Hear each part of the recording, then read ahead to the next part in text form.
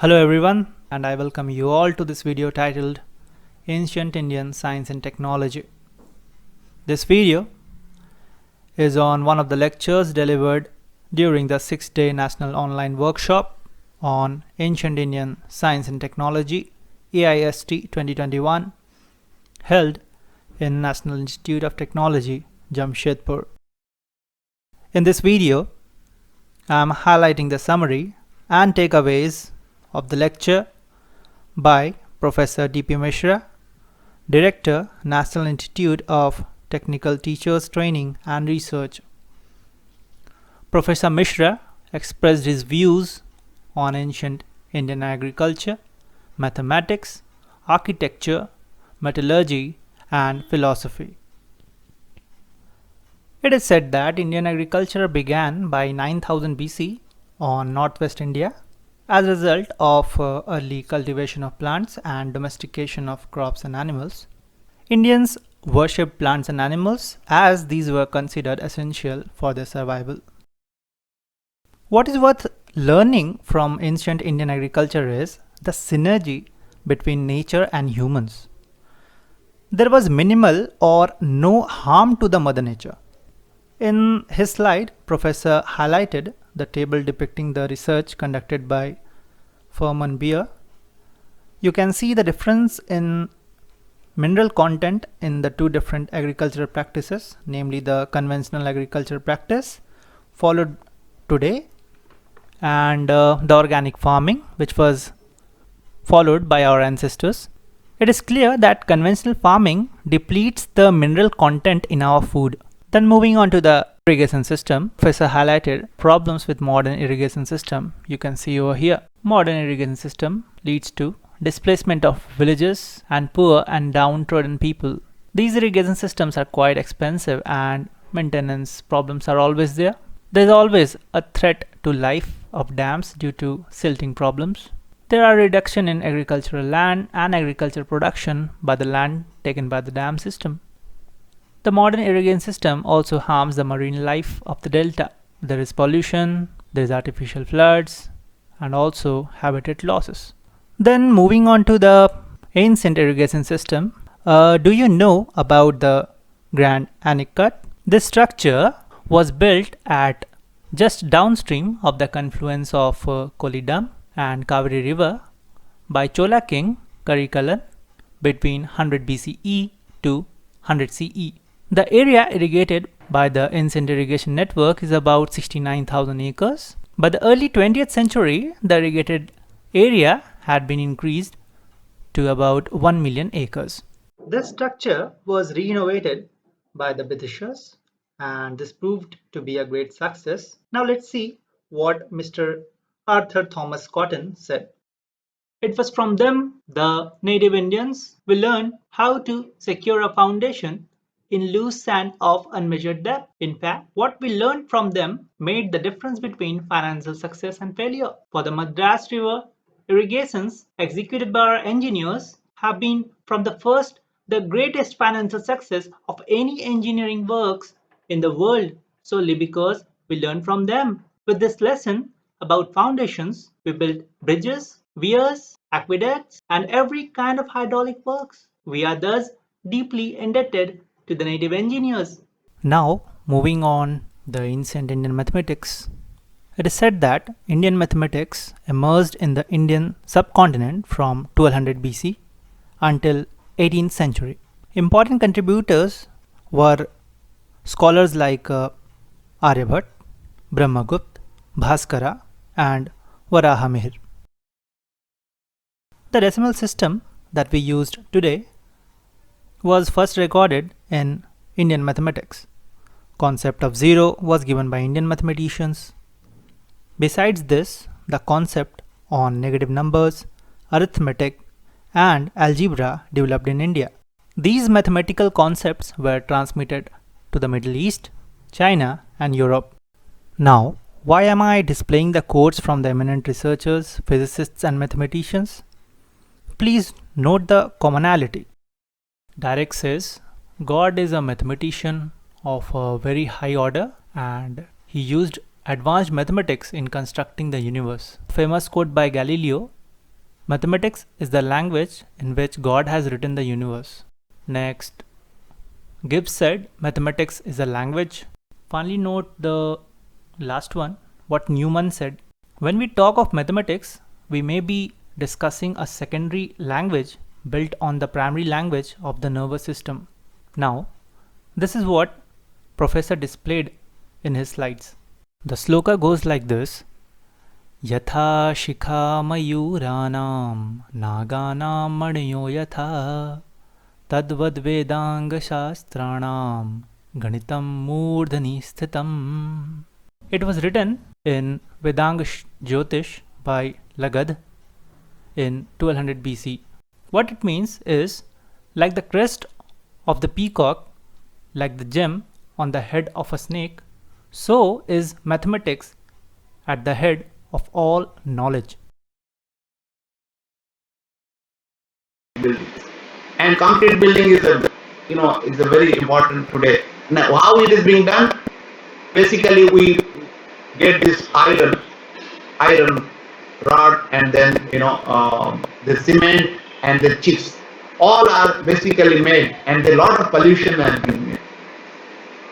And this, like pahad, we cut it. Is there any way of make a roof, a पक्का मकान हमको बनाना, तो इधर कर सकते हैं क्या?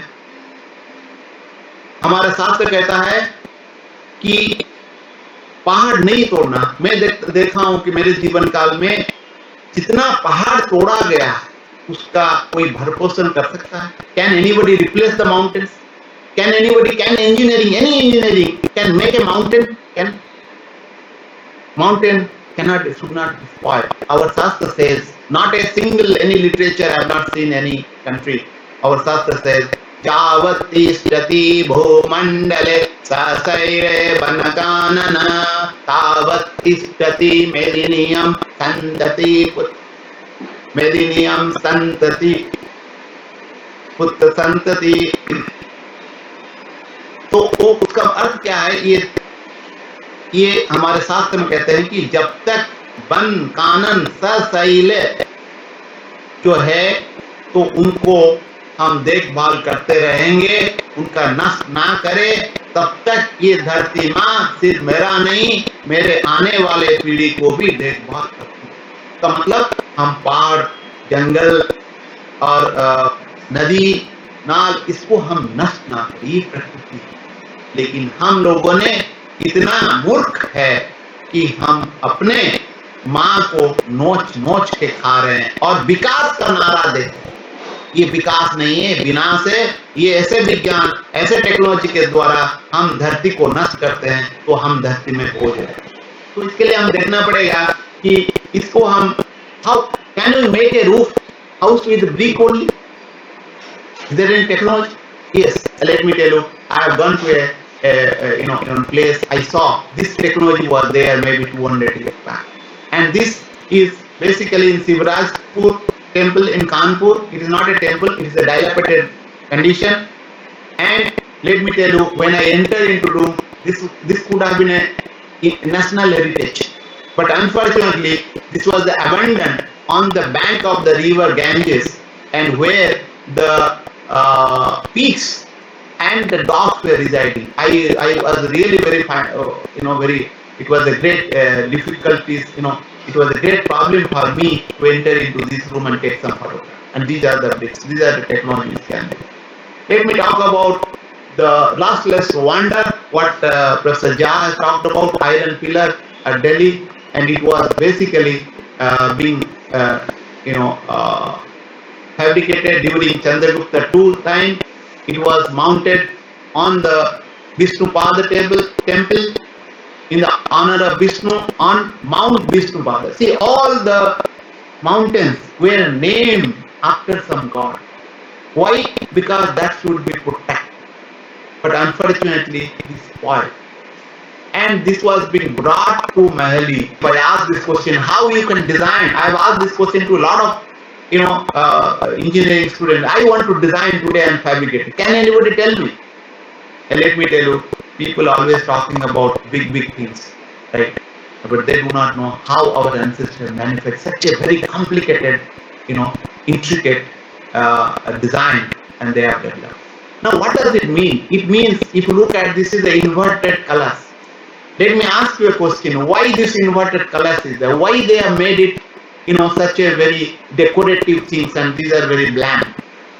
Why? What is the message? Do they want to give message? If they want to give some message, what was that? Let me give you a clue, because you cannot answer according to me unless you have listened to me earlier. So that is, in your house, always we are having the Punna Kalas. Why Punna Kalas? Kalas means, a pot which will be filled with water. In all auspicious occasions we are having. Why? That tradition is still going on. People do not understand. So I am giving. Let us look at Professor Jha talked about the wood steel, which is what this J.D. Verhoeven says, the Professor of Material Science Engineering, Iowa State. He has done a lot of research on this, and unfortunately, of course, some of our people have done, but this research is really, according to me, not up to the mark. Till there, people have not understood how and what is the science of this wood steel, and they want to replicate the structure what they are getting. And I think a lot of research is to be made in future to understand the efficacy and understand mechanism of making a wood steel. Wood steel was the first high quality steel made anywhere in the world. According to the reports traveled to the East, Damascus road were made by forging small cake steel that were manufactured in southern India. The steel was called wood steel. It was more than 1,000 years before the steel as good was made in the West. It is not the statement of me or somebody else, but it is from him. The address is Arab traveler says the Hindus excel in manufacturing iron, that it was impossible to find anything to surpass the ace from the Wani or the Indian steel. The Indians had workshops where most famous saviors in the world were forged. That is the Arab traveler, so 12th century address who is talking about. So these are the swords were made.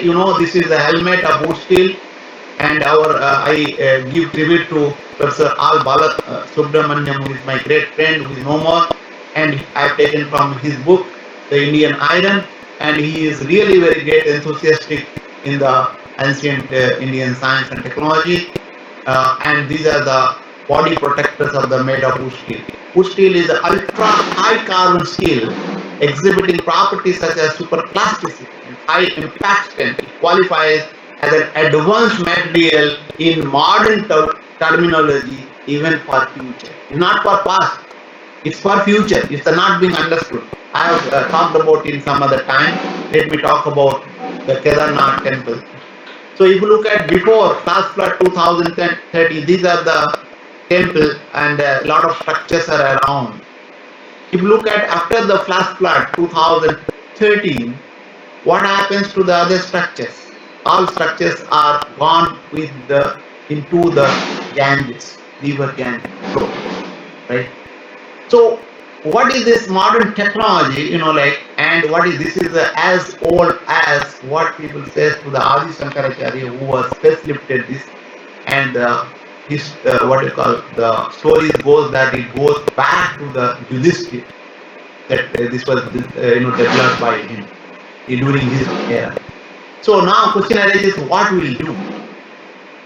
These are all glory about the past. We are having a lot of things, but whether we can copy, as I told, that we cannot copy the Western people blind. We cannot copy them because दूसरे का जूती पहन के हम आगे नहीं कर सकते. Can we copy what our ancestors did? We cannot copy because the time has gone. Now, what will I do? What Otalle is saying, Navena Anwang Sodayat. Relook at the past heritage with modern outlook and do research and find out what is the way of doing it.